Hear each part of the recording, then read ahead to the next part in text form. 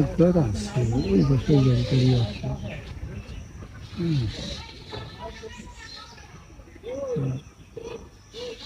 এই জানেন যে মাটি টাড়ি বুঝে আছে গাছের ওই যে ছোট ছোট গাছের গোড়া দিয়ে ই করা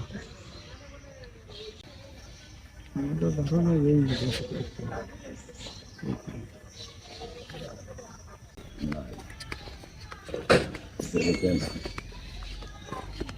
এই যেরকম এনে মাঝে মাঝে কাজ করে থাকেন পুরো মানে ইটি পাড়ায় পুরো ফেলা বুঝছো এইটা হলো বাবু, এই যে না এটা হলো বাবু, এইটা হলো বাবু, এটা হলো বাবুর বাপের, আর ওই যে হলো বাবুর কি নিয়ে একটা বলছে এইটুকু দিতে এই যেটুকু দিতে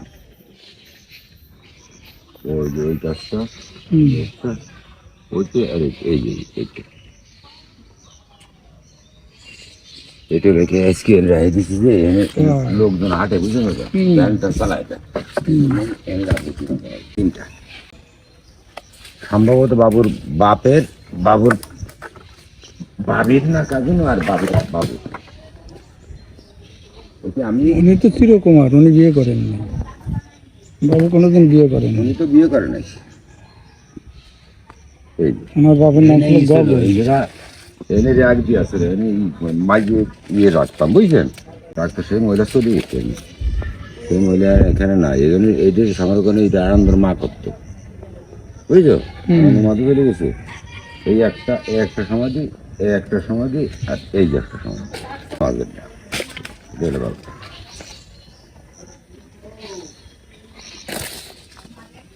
মাঝে মাঝে লেপে ই করে লেপে দিয়ে ফুল টুল দেবে চট্টি মাসে পয়লা বৈশাখের পরে আসি দিত হ্যাঁ চলে গেছে আর না কেউ দেয় না আচ্ছা বাবুদের বাড়ি এরকম ঠিক আছে বাবুর গাছ চলে যাবে এখন খড়ের গাছ সে বাবুর গাছ থাকে না এইখানে বাবুর গাছ পুরোনো গাড়ি সেইভাবে আমি ই করেছি আমি আর ই করিনি সেইভাবে রয়েছি বাবুর ব্যক্তিগত করে ছবি নাই আমাকে ওই ছবি মিহিরির দোকানে শোনেন মিহিরির দোকানে আসে আর আছে হলো কেন ওনার একটা বই গানের বই আছে 300 গানের বই আছে এটার কাছে আজমলের কাছে একটা গানের বই নিয়ে গানের বই তো আমার কাছে আছে ওই ওই 300 বই ওটা আর কাল্পনিক একটা ছবি আছে ওই জায়গায় বাবুর নামে একটা ঘর আছে প্রফুল্ল সঙ্গ একটা ঘর আছে মিহিরি মোড়ে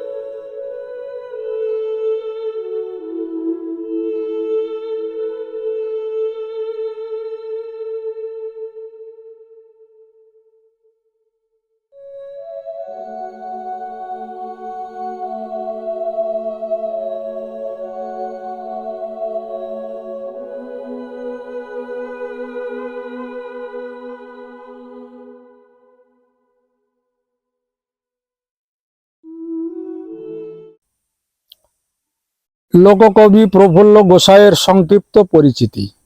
স্বভাবকবি প্রফুল্ল গোসাই 1972 বাংলায় লৌকিক সঙ্গীত ধারার অনন্য গীতিকার। তিনি বর্তমান নড়াইল জেলার কালিয়া উপজেলার ছোট কালিয়া গ্রামে বাংলা 1316 সালে জন্মগ্রহণ করেন। তার পিতার নাম গগনচন্দ্র, মাতা লক্ষ্মীরানী। প্রফুল্ল গোসাইয়ের বাল্য নাম চকমোহন। কবিয়াল বিজয় সরকার ছিলেন তার শিষ্য। বিজয় সরকার তার অনেক গান প্রফুল্ল গোসাইয়ের নামে উৎসর্গ করে গেছেন। তার গানে নড়াইল, গোপালগঞ্জ, খুলনা ও বরিশাল অঞ্চলের লোকজ কথ্য শব্দ ব্যবহৃত হয়েছে। সেসব গানে ব্যবহৃত মাটি ও মানুষের জীবনের সংলগ্ন সরল ভাষা সকল মানুষকে মুগ্ধ করেছিল, যা সাধারণ মানুষের মধ্যে ব্যাপক জনপ্রিয়তা অর্জন করে। আঞ্চলিক সুর ছিল তার গানের ধ্বনি কাঠামো। চিরচেনা খেটে খাওয়া মানুষের যন্ত্রণা, আনন্দ, আকাঙ্ক্ষা ছিল তার গানের প্রধান উপজীব্য। জীবনের বহু দিকে দৃষ্টি নিবদ্ধ করে তিনি বহু মাত্রিক গান রচনা করে গেছেন। সেসব গান দক্ষিণ বাংলায় মানুষের মুখে মুখে এখনো ঘোরে। এই কবির সামগ্রিক রচনা প্রায় অনাবিষ্কৃত থাকার কারণে তিনি দেশের লোকচক্ষু অন্তরালে রয়ে গেছেন। তার গান ও কথা বিচ্ছিন্নভাবে বিভিন্ন সময় বিভিন্ন বই ও সাময়িকীতে প্রকাশিত হয়েছে। প্রফুল্ল গোসাই কালিয়া উচ্চ বিদ্যালয় হইতে আনুমানিক 16 বছর বয়সে ম্যাট্রিক পাস করেন। এরপর তিনি নড়াইল ভিক্টোরিয়া কলেজে অধ্যয়ন করেন। তিনি চিরকুমার ছিলেন। সারা জীবন শিক্ষকতা পেশায় নিয়োজিত ছিলেন। বর্তমান খুলনা, বাগেরহাট, নড়াইল এলাকার বিভিন্ন উচ্চ বিদ্যালয়ে শিক্ষক হিসাবে কর্মরত ছিলেন। বাংলা 5ই বৈশাখ 1389 সালে তিনি মৃত্যুবরণ করেন।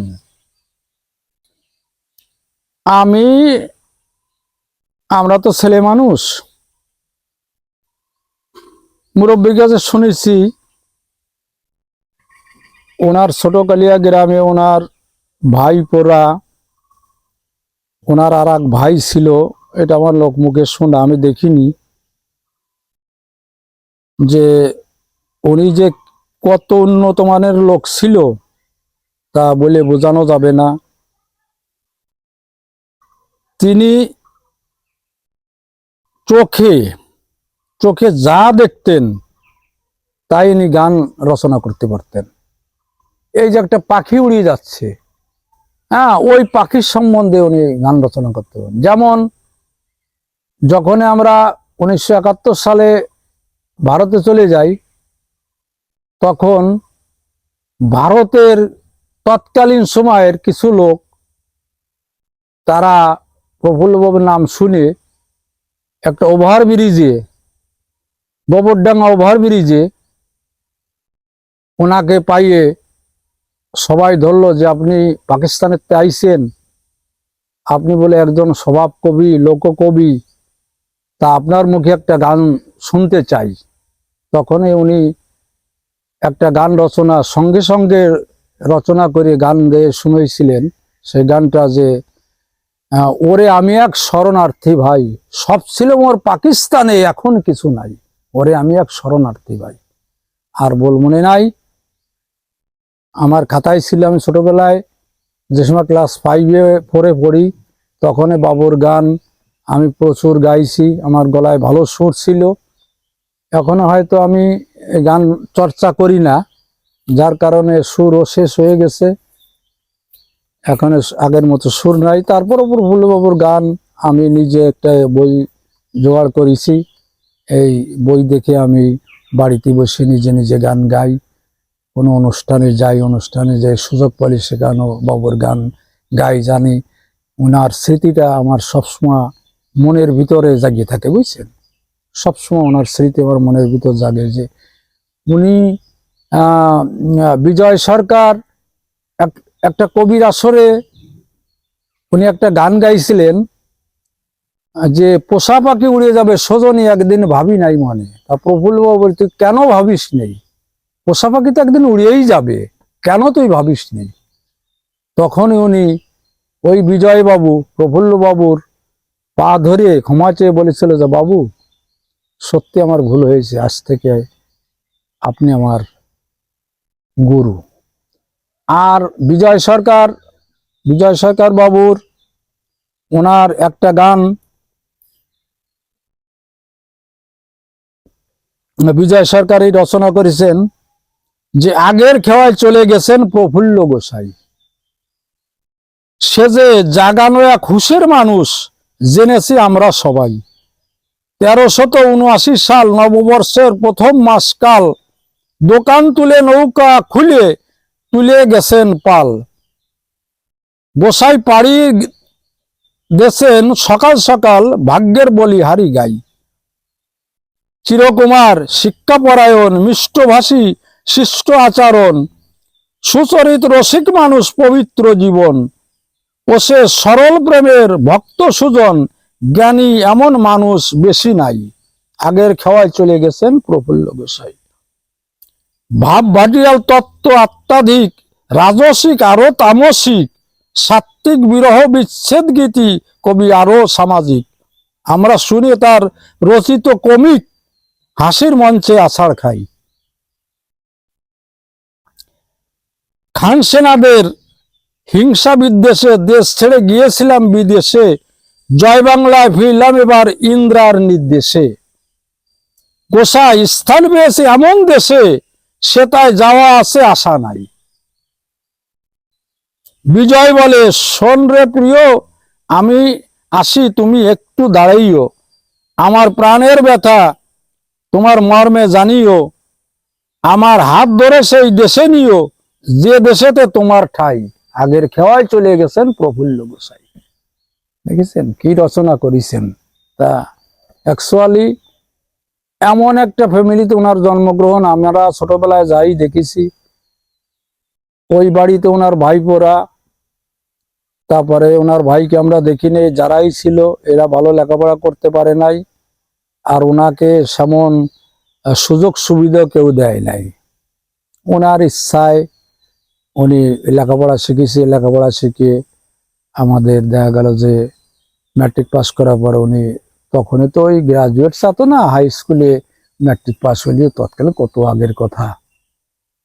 উনি ওইভাবে লেখাপড়া শিখে উনি কোনো রকম একটা সোনা ঘরে থাকতেন। ওইভাবে থাকিয়ে উনি চিরকুমার, কোনোদিন বিয়ে করে নাই। ওনার কাছে গেলে উনি যে কত কমিক গান, এই বইতেও কমিক গানও আছে, যে গান গাইলে মানুষ এখনো মানুষ চিন্তা করে যে বাবু বাবু মনে হয় চির অমর হয়ে আছে, অম্লান হয়ে আছে আমাদের এই দেহে।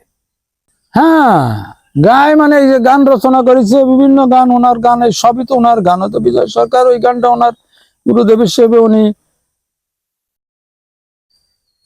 কি করেছেন আমাদের ছোটবেলায়। তার উনি তো মারা যায় 72 সালে। 72 সালে আমরা তো সে সময় আমাদের বেশ বয়স, এই কারণে মনে আছে আর কি, বুড়ো বয়সে দেখেছি আর কি। আমাদের এখানে কিছু কিছু ক্ষুদিয়ে শিল্পী ছিল, ক্ষুদিয়ে শিল্পীরা ওনার কাছে যাতে, বাবু আমি একটা গান রচনা করেছি, এই সুর দিছি, এই তাল দিছি, তারপর বলতো যে না রে, হয় নাই, এখনো অনেক বাকি, অনেক সাধনা করার দরকার, সাধনা না করলে কিছুই হয় না, অনেক সাধনা করার দরকার। এই আমাদের বাড়ি উত্তর পাশে ছিল নগেন্দ্রনাথ মজুমদার, উনি গান রচনা করতেন। রয় ভাই মিশে টিশে একটু গান রচনা করতেন, তারপর বাবুর কাছে যেতেন। উনি আধ্যাত্মিক সাধক ছিলেন। এই জায়গায় আর একটু কি যেন মেলা কিছু একটু, এই জায়গায় কি যেন লেখা আছে, সব ভারতে, সব ভারতে, কেউ দেশে নেই। এনার এক বারবিটা দুটি ছেলে ছিল, দুটি না তিনটি, একজনের নাম ছিল, বড়জনের নাম ছিল জিতেন, আরেকজনের নাম ছিল বিনয়, আর ছোট একজনের নাম কি ছিল আমার খেয়াল নেই। ওই যে ছেলেটা এসে দেখালো, ওরা কিনে নিয়েছে। অ্যাকচুয়ালি এত বড় মহৎ ব্যক্তি আমাদের ছোটকালিয়ায় জন্মগ্রহণ করেছে, মানুষ ভাবতেও পারে না। কিন্তু কোনো মূল্যায়ন, এলাকায় শিক্ষিত লোকের অভাব ছিল তৎকালীন সময়, হ্যাঁ, মূল্যায়ন পালো না কোনোদিন। যে এত মানে নিজের চোখে যা দেখতেন তাই গান রচনা করতেন। 1972-73 সালে যখন এই ব্যাঙের উপদ্রব হয়েছিল, আপনার খেয়াল আছে কিনা আমি জানি না, সে সময় মনে হয় খেয়াল থাকার কথা না, জন্ম হয়েছে কিনা জানি না। তখন এই ব্যাঙের প্রকোপ ছিল, 3 দেশেরা ব্যাঙ নিত, বাংলাদেশে ব্যাঙ ধরতো, ওই সুপি দিয়ে ব্যাঙ ধরতো। তখন উনি একটা গান রচনা করেছিলেন যে কোলা ব্যাঙ পলারে বাইরলি যাবে প্রাণ। হ্যাঁ, সেই মাছ ধরারা ধরে নিয়ে 3 দেশে করবে চালান, খোলা ব্যাঙ পলারে বাইরলি যাবে প্রাণ। ওনার গান। আর একটা গান আমি ছোটবেলায় গাতাম, এই গানটাই এর ভিতরে নাই, যে সোনার দেশে বসত করে কেন কষ্ট পাও রে চাষি পানের বরজ দাও, কপাল তোমার ফিরে যাবে মতিটা ফিরাও রে চাষি পানের বরজ দাও। ওনার গান। আর কিছু কিছু তামসিক, রাজসিক, উনি সব গান অলরাউন্ডার বললে ভুল হবে না। তার কারণ অন্যান্য কবিরা এক এক সাইড গান রচনা করেছে, প্রফুল্ল বাবু অলরাউন্ডার ছিলেন। উনি চোখে যা দেখতেন তাই সঙ্গে সঙ্গে রচনা করতে পারতেন। সুর, তাল, মান যা কিছু আছে সব ওনার, ঈশ্বরের এত সত্তা ওনার ভিতরে ছিল, আর বাপদাদার কাছে শোনা। এখনো ওরাকান্দির গান উনি হরিসঙ্গীতি একটা গানই আমি দেখেছি, আমার হরিসঙ্গীতের বইও আছে, একটা গানই প্রফুল্লবাবুর গান আমি ওনার হরিসঙ্গীতে দেখেছি, আর কোনো গান নেই। আর এইসব উনি যখন এইগুলো তো বাবু নিতাই চন্দ্র বিশ্বাস, উনি প্রাথমিক স্কুলের প্রধান শিক্ষক ছিলেন, ওনার কাছে সংগ্রহ করে এই পাণ্ডুলিপিটা তৈরি করেছে, গানের বইটা তৈরি করেছে, জোগাড় করে প্রেসে যে এগুলো সবাই নিয়ে আসছে। অনেক শিষ্য, প্রফুল্লবাবু অনেক শিষ্য, কিন্তু শিষ্যকে আমি নামটাম বলতে পারবো না। ওনার একজন ভালো শিষ্য ছিল, উনি কমিক ধরনের গান গাত বাবুর,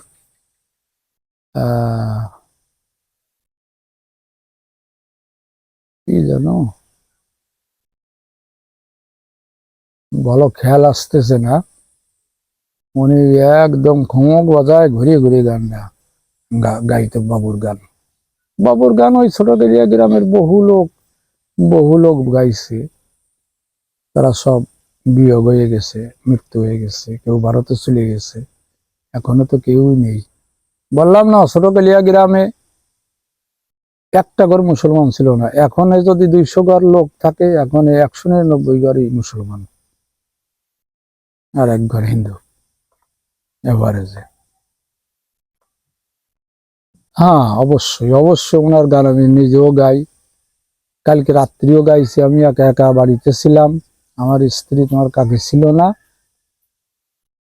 বাপের বাড়ি গেছিল, এখান থেকে 3 কিলোমিটার আমার শ্বশুর বাড়ি। রাত্রের বেলা ঝড় বৃষ্টিতে আমি বললাম যে আসার দরকার নাই, তারপরে একা একা এধারে কারেন্ট নেই, ওই লাইট মারিয়ে মারিয়ে গানটা বইটা নিয়ে আমি শুয়ে পড়ে বাবুর গান গাচ্ছিলাম। তারপরে অন্য অন্য সঙ্গীতও গালাম, শুনুক বা না শুনুক কেউ, তারপরে আমি নিজে নিজে একটু গাইলাম আর কি। সুধা মাখা এই হরির নাম, বদন ভয়ে লাও রে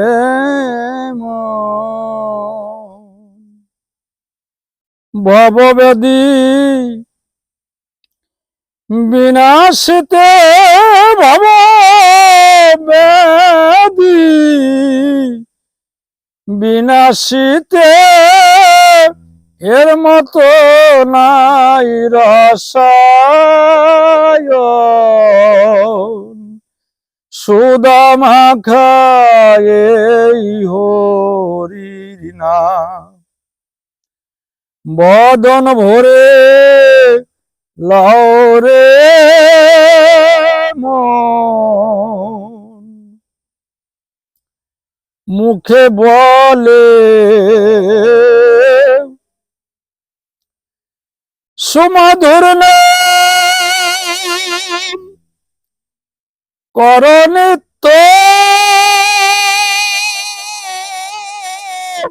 নৈমিত্তিক কাম, যম নিয়ম আসন প্রাণায়াম, যম নিয়ম আসন প্রাণায়াম, এই যুগে নাই প্রয়োজন, সুদা মাখায় এই হরির নাম। বদন ভরে লাউরে মন, নামের সঙ্গে নামের মিলে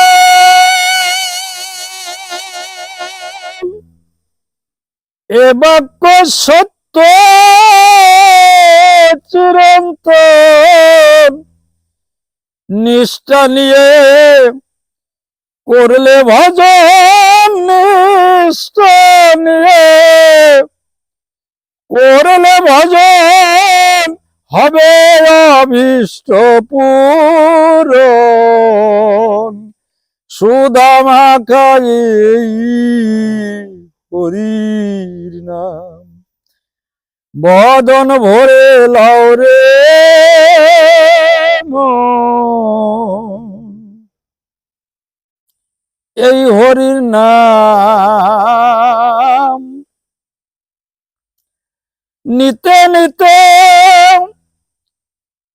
প্রেমানন্দ হবে চিতে, দেখতে পাবে ধরণীতে, দেখতে পাবে ধরণীতে, পর কেহ নাই সমাপন, সুদা মাখায় এই হরির নাম। বদন ভরে লাউরে মন, হরি নামে